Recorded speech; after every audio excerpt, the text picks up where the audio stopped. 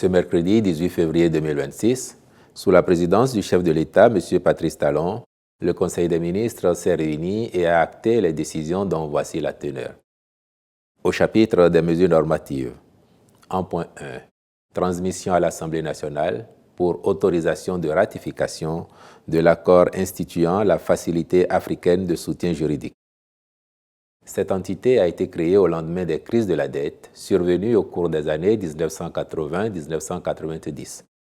Celles-ci ont mis en évidence les faiblesses juridiques et techniques des États africains dans la résolution des litiges commerciaux ruineux avec les créanciers privés. D'une part, elle opère comme une organisation internationale qui fournit des conseils juridiques et une assistance technique aux pays africains dans le cadre de la négociation de transactions commerciales complexes, de litiges avec les créanciers et du renforcement des capacités des gouvernements africains.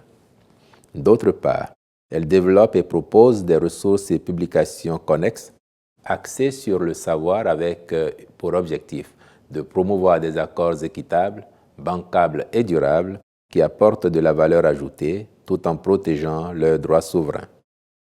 En y adhérant, le Bénin aura l'opportunité de participer à sa gouvernance, de bénéficier de l'accès préférentiel aux services et aux bases de données de connaissance de l'institution, puis de recourir à ses panels spécialisés. Les ministres chargés de l'économie et des finances, puis de la justice, veilleront au bon aboutissement de la procédure législative et relative. En point 2, création de l'Agence nationale de lutte contre la malaria et les moustiques. En dépit des efforts soutenus, la malaria reste endémique, avec des conséquences économiques, sociales et sanitaires graves. Elle constitue l'une des premières causes de morbidité et de mortalité, particulièrement chez les enfants de moins de 5 ans et les femmes enceintes. C'est pourquoi le gouvernement fait de son éradication une priorité de premier plan s'agissant des questions de santé publique. Pour favoriser une plus grande efficacité de son action, notre pays se dote d'un instrument spécialisé, souple, autonome et réactif, chargé de conduire une lutte coordonnée, innovante et intégrée contre la malaria et les moustiques. Ainsi, la présente agence sera notamment chargée de concevoir, mettre en œuvre et évaluer les programmes de démoustication, renforcer les actions de prévention et la lutte contre la malaria, réduire l'incidence et la mortalité liées aux maladies transmises par les moustiques, promouvoir la recherche et l'innovation dans le domaine de la lutte antivectorielle, sensibiliser les populations sur les comportements préventifs et les traitements curatifs, appuyer les collectivités locales dans la gestion des nuisances liées aux moustiques, collaborer avec les partenaires nationaux et internationaux, publics et privés, dans le cadre de sa mission. Pour ce faire, le Conseil en a approuvé les statuts et instruit les ministres concernés de veiller à son opérationnalisation diligente. Ont été par ailleurs adoptés au titre de ces mesures les décrets portant modification de l'article 10 des statuts du Bureau béninois du droit d'auteur et des droits voisins, BUBEDRA, déclassement d'une portion du domaine public maritime dans le cadre de l'aménagement de la route des pêches, ainsi que le décret fixant les conditions de circulation des véhicules de transport et de préservation du patrimoine routier national en République du Bénin. Au chapitre des communications, en point 1, mission de contrôle technique et de réalisation de l'étude d'impact environnemental et social du projet de construction du resort urbain et balnéaire de Avlo à Grand Popo.